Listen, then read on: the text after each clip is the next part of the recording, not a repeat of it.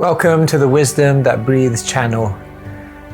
Across all our platforms, we try to share wisdom which is relevant and accessible to everyone. But on this particular platform, we go deeper into some of the ancient principles found within the scriptures. If you find some of the terminology difficult or inaccessible, then go over to our Keshava Swami YouTube channel where you'll be able to find other content which is perhaps more relatable. Thank you and enjoy the wisdom that breathes. A round of applause for SD Keshava. Thank you so much. Thank you everyone for coming. So happy to be here in South Africa and in Sandton. And I guess we won't beat around the bush. We have a little bit of time here to have some questions and answers. Perhaps you have some questions on philosophy, some questions on devotional practice, some questions about life and the world and how things are going. So we open the floor to you, and I'll try my best to share whatever I can with you. So, thank you so much. Thank you. So would anyone like to start us off with a question? Okay, there's a question there. Is there a mic for the audience? Yeah, there's a mic, so please don't be scared of the mic.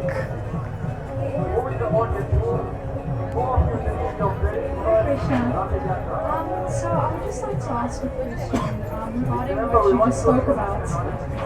My question is, how do you open your heart up to God or Jagannath if you still have material desires and they demand to be fulfilled?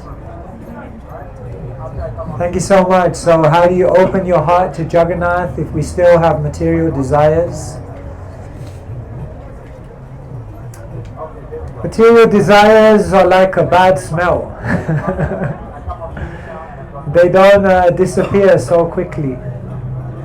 See, one thing about the spiritual journey is that it's not binary. Love is not awakening in a day. Love doesn't appear overnight. Love appears in installments every night. And therefore, you can think of the awakening of love in your heart like the blossoming of a flower. A flower doesn't just magically open one day, but it goes through stages. And therefore, you have some love. Of course you have some love for God. But, yes, we are divided. One for Krishna, one for me. Two for Krishna, but I need to keep one for me. So we are divided. So therefore, the process of Krishna consciousness means every day give a little bit more of your heart. Spiritual progression goes like this. The first stage is you give the first day of the week to God. You visit the temple on a Sunday. That's a good start. The second stage is you give the first hour of every day. You do some spiritual practice every day. Stage 2. Stage 3 means you give the first portion of your plate to God. So that means every time you eat, you first offer it to God. The fourth stage means you give Krishna the first choice in decision making. Whenever you make a decision in your life, Krishna always becomes the main reference point. And the fifth and final stage is you give Krishna the first place in your heart. So you can think of the awakening of love like this. First you give the first day of the week. And then when you're further on the journey, you give the first hour of the day. And when you're further on the journey, you also give the first portion of the plate. And then you give the first choice in any decision. And then eventually you look at your heart and you'll see Krishna has taken the first place in your heart. So it's a journey. Love is a journey. But it's a beautiful journey. And whether you're at stage 1, 2, 3, 4 or 5, You'll experience happiness at every stage. But the happiness you're experiencing will impel you to move to the next stage, because Krishna is like a drug dealer. He gives you the first one for free. And then you get hooked. So it's a beautiful process. So don't be hard on yourself. You have love. But yes, we have some material desires. It's okay. Those material desires will disappear in time. Is that okay? Thank you.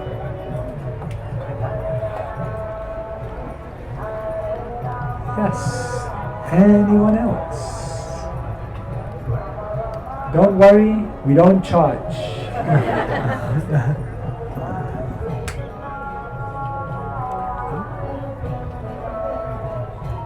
Is that a hand? No. Okay, shall I ask you a question? Does anyone have a question? Okay.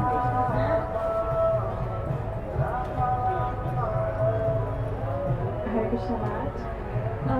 So my question is, usually we hear that people, they only turn to God when they're distressed, or that's the initial time where they turn to Krishna.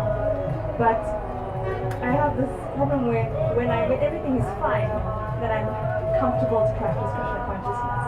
But when there's distress or when there's problems, which is obviously very often like in this material world, then I can't focus on the Lord. I feel like I have to constantly distract myself with something mindless in order to not like feel that suffering.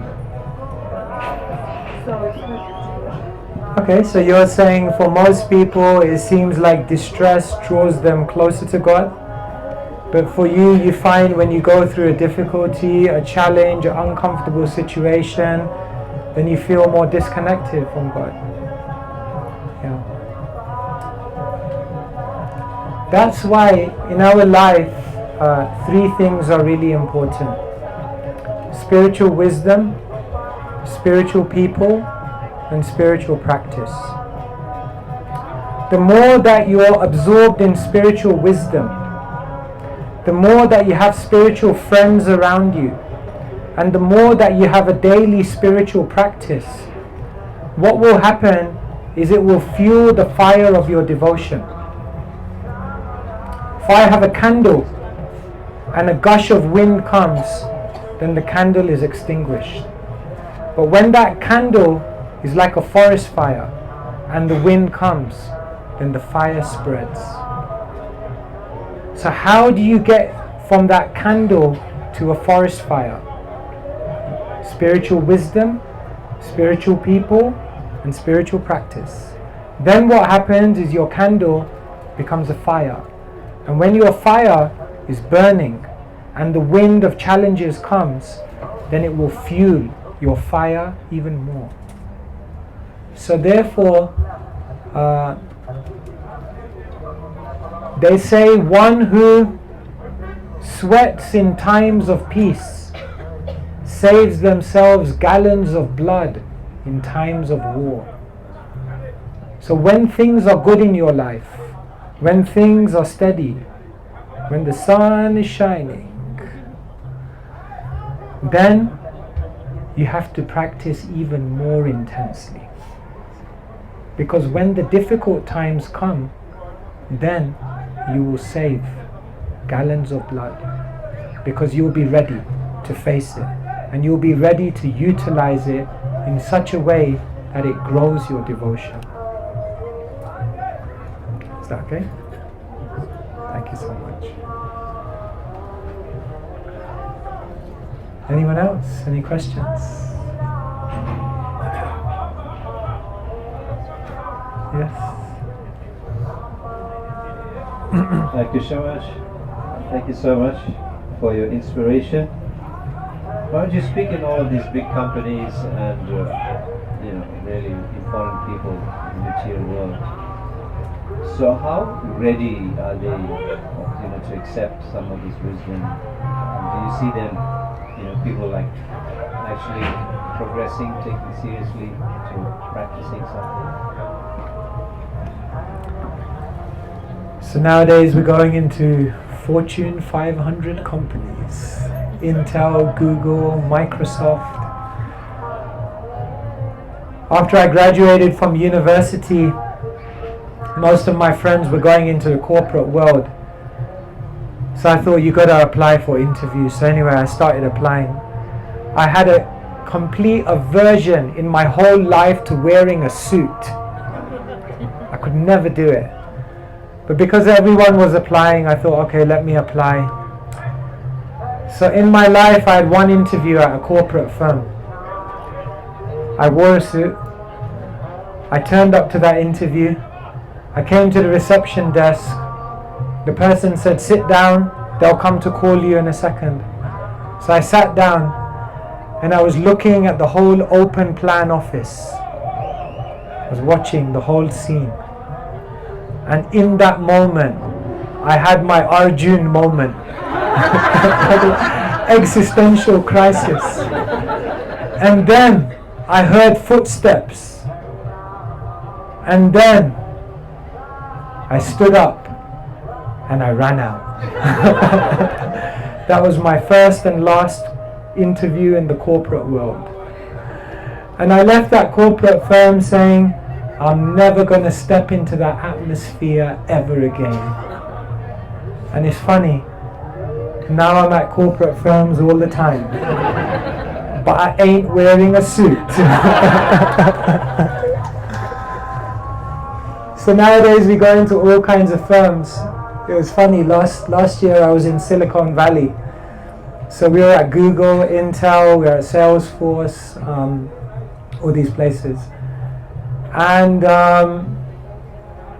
it was actually incredible, because I think people in the corporate world have more realization about the nature of the material world than even monks do.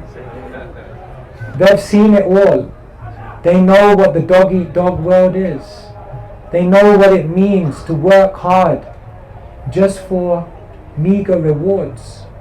They can see the exploitation, the lack of integrity, and therefore they're looking. Everyone is looking.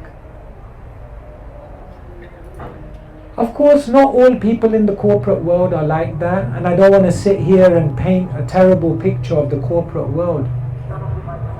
We have amazing people who work in all these companies and use their power, their intelligence, their position to create amazing change in the world. And so I think the corporate world, the university world, everywhere in the material world is a fertile ground to share the knowledge of Krishna consciousness. Because wherever you go, whatever kind of setup anyone creates, you can never be comfortable here. No one ever finds a comfortable position anywhere. And therefore, the great thing about Krishna consciousness is that business is always good. The market never goes down. Because Krishna says, Mam upaitya punarjanma dukhalaya mashashvatam. This material world is rubber stamped as a place which is temporary and miserable. So monks always have good business, because we always meet people who are experiencing, as are we. So yes, all of you in this tent, you are all in different positions, and it's not by chance that you end up where you are. It's not by chance that I ended up as a monk, and it's not by chance that you ended up working wherever you're working. We are all strategically placed to try to bring some beauty to the environment around us, so we can all be ambassadors of goodwill, and as I said, try and share a little bit of that love. And you know what? Sometimes all of you can share Krishna consciousness better than me. I'm a monk, people look at me and they're like, he's from another planet. They just can't relate to me. But they can relate to you. And they can see that you have everything that they have. But you also have another dimension to your life. And that for people is fascinating. So you can all be carriers of the message of Krishna consciousness. And for those of you in the corporate world, believe me, the market is good.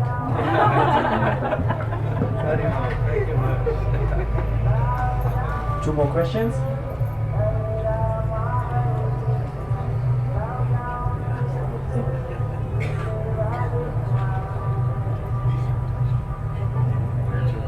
Hare Krishna Maharaj. I think the concept and understanding of forgiveness is quite misunderstood. My question is, why is it sometimes easier to forgive someone rather than forgiving yourself? And how do you go about doing both?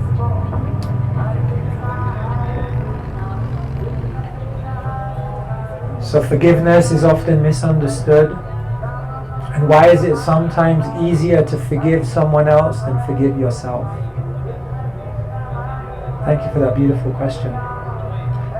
The first thing is sometimes it's not easy to even forgive others also. We hold on so much. I tell people the goal of life is not to remember all the terrible things that have happened to you. The goal of life is to remember all the beautiful things that are happening to you at every moment. But unless you let go of the negativity, unless you let go of that bitterness, how will you be able to see the beauty of life? I heard the story that Nelson Mandela came out of prison and one devotee came to him and offered him a Bhagavad Gita. And he said, I already read it because I had another inmate who was a Hindu. So they said to Nelson Mandela, what did you learn from the Bhagavad Gita?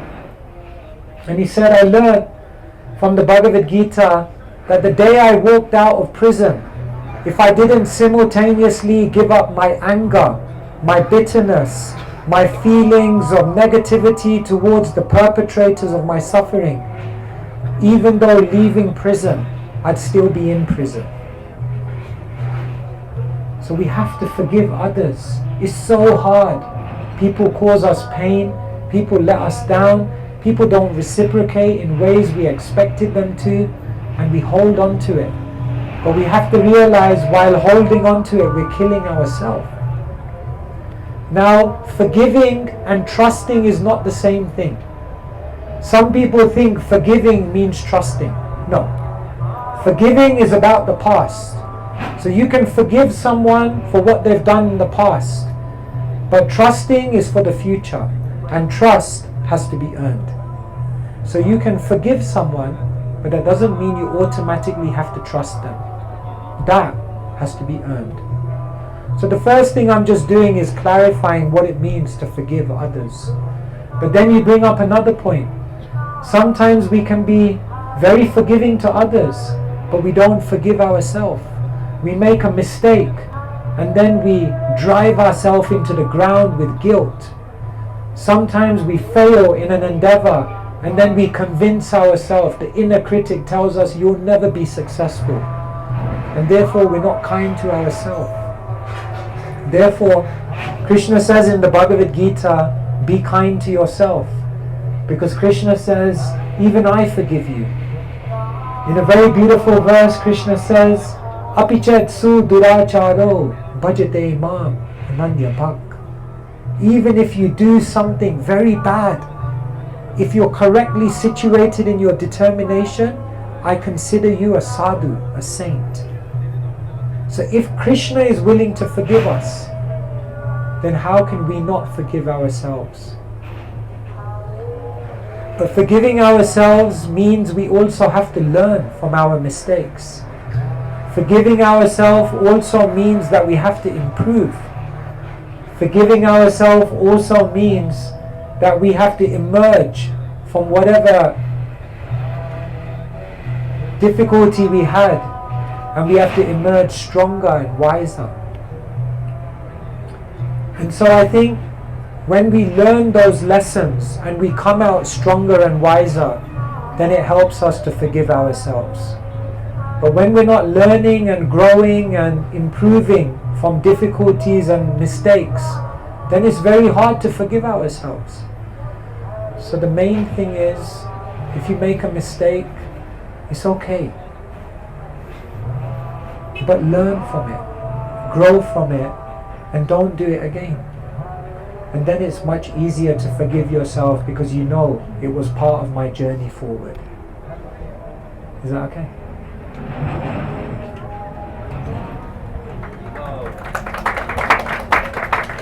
So the last question? Yeah, one more.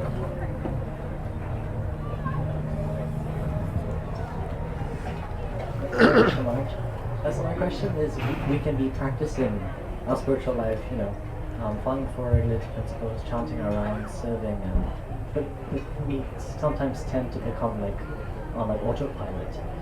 How do we go deeper, and how do we know that we're actually making tangible progress in our spiritual life? So let me take your first question, your second part first. How do we know that we're making progress in spiritual life? So a beautiful analogy is given in the 11th canto of the Bhagavatam. Bhakti pareshan ubhavo viraktir anyatra chesha trika eka kalaha prapadyamanasya yathashnata shustusti pustikshud apayo nughasham. The analogy is given of eating. How do you know that you've eaten a meal? The first thing, shud apayo, freedom from hunger. Second thing, pushti, you get a sense of pleasure. Tushti, you get a sense of pleasure. And third thing, pushti, you get a sense of nourishment. If these three things happen, you can understand you've eaten and you've digested. So how do we know that we're advancing in spiritual life? The first thing is, just like when you eat, you get freedom from hunger. If you're actually practicing Krishna consciousness, you should begin to get freedom from material desire. In the beginning, we come in front of God. Give me a house by the sea, a color TV, a 50 million gigabyte MP3, Jai Jagadish Hare. So many desires, isn't it? God, I know I'm a sinner, but make me a winner. That's what they used to say, lottery. So first thing is, if you're advancing, kshudapayo. The attractions of the world, they no longer excite you. They no longer intrigue you.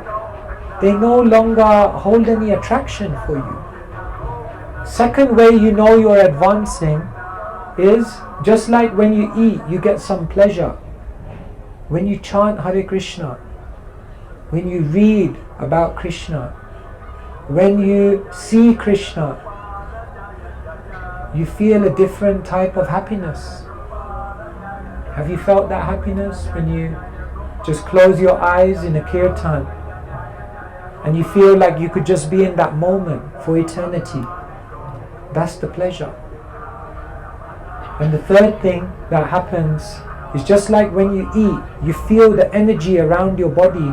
You said that when you advance in Krishna consciousness, you should begin to feel the presence of God in all things around you. Krishna is not just a concept. He's active, He's alive, He's attentive, and He's affectionate. When I came to the temple, I said to one devotee, I'm not sure Krishna exists.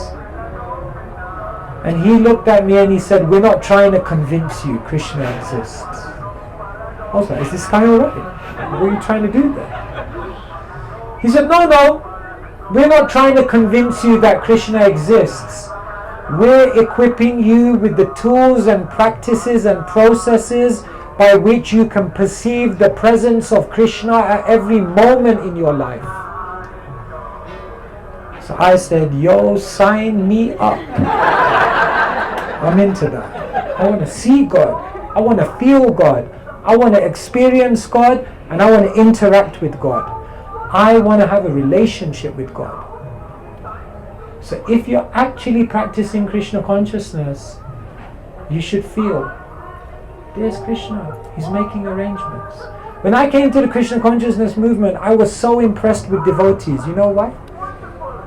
Because they could eat so much. Apart from that, I definitely was impressed by the eating capacity. But I was so impressed because they would go around and they would say things like, oh, Krishna's playing a trick on us. Or, oh, Krishna made that arrangement. Or, oh, maybe Krishna's telling us something. And I tell you, this blew my mind. Because I always thought of God as someone up there. You follow the rules. He doesn't get on your case. You don't disturb him. He gets on with his life. I get on with my life. Everyone's happy. But here they were talking about God like he's actively involved. And I was like, that's amazing. Krishna's playing a trick on me? But who am I? Yes, Krishna is involved. Krishna is active. So the Bhagavatam says, when you actually advance, you perceive Krishna is there. So this is how you know you're advancing. If these things are not happening, then as you said, it means we're not going deep. It means we're just casual devotees, we're casual practitioners. It means we're going through the motions, but we're not really, see, you can do something with your hands, you can do something with your head, but then ultimately you need to bring in the heart. Most people practice spirituality, but it's only spirituality with the hands. They just do the ritual. A few more people do the hands with the head. They know what they're doing. But still, they're just doing it intellectually. But then when you bring in the heart, then magic happens. The one simple answer I'll give you to becoming more deep is surround yourself with deep people. Surround yourself with people who really want to meet Krishna. Surround yourself with people who have made a sacrifice for Krishna, who are walking the talk.